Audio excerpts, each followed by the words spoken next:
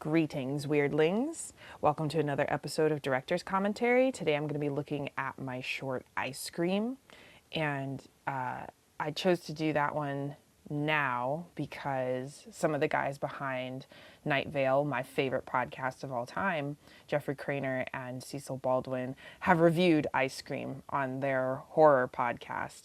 And so I will link all of that in the description so you can check that out if you like. They were very nice about it, very complimentary, and it was super cool to see because I've been huge fans of them since, oh gosh, I think 12 years now. Yeah. And in case you had any doubts about what I was saying, would a fake fan have one of these? That's right, Dog Park shirt. I've got 3 shirts. I've been to 2 of their shows. So Ice Cream was shot in a place where my sister and I were working. We were working at a summer camp in Upper Michigan. The actual shooting day was in September. I came up with the idea in June, wrote it in August, and then we shot it in September on a day when management was off-site. And that's all I'm going to say about that.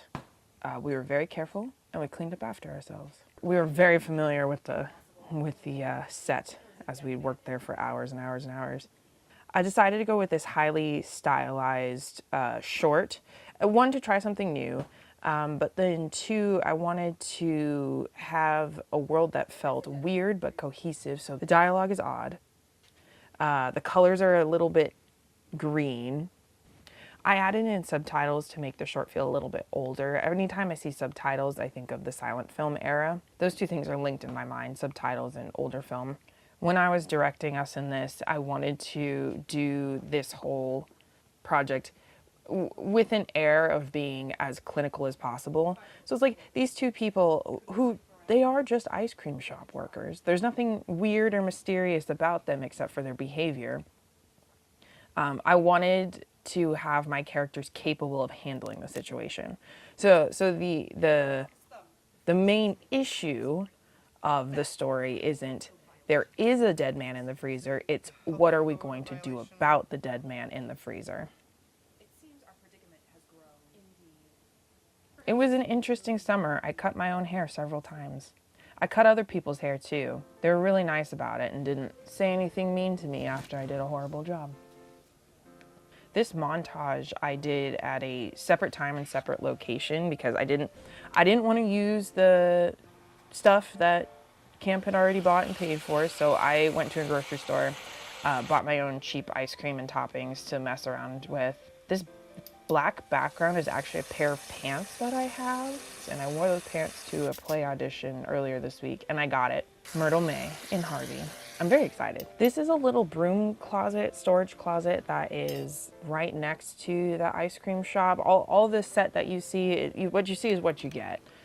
So this is very true to life, and this little place is where we would go to eat like the burnt popcorn or the little like scoop of ice cream that fell into the bottom of the freezer. If like we had a slow moment, we had time. This was a place to eat a little snack or scream a little bit if you had to. That was my favorite shot to do, the shot where you're looking up out of the freezer from the perspective of the dead man at these people. This twitching eye shot we did it several times, and each time I was like, more. Anastasia, I want you to twitch more. I want you to look more unhinged. She was like, are you sure? And I was like, yeah, I'm very, very sure. If you couldn't tell by looking at this, she and I are sisters. I'm Talitha, she's Anastasia. I'm the one with glasses in this. It was a really fun shoot. I think we did it in about 4 hours in one afternoon. We were very tired just from our job, but we were having a lot of fun with it. And Anastasia has very little memory of us shooting this just because she was so wiped out from the daily work. It was a lot, but it was good.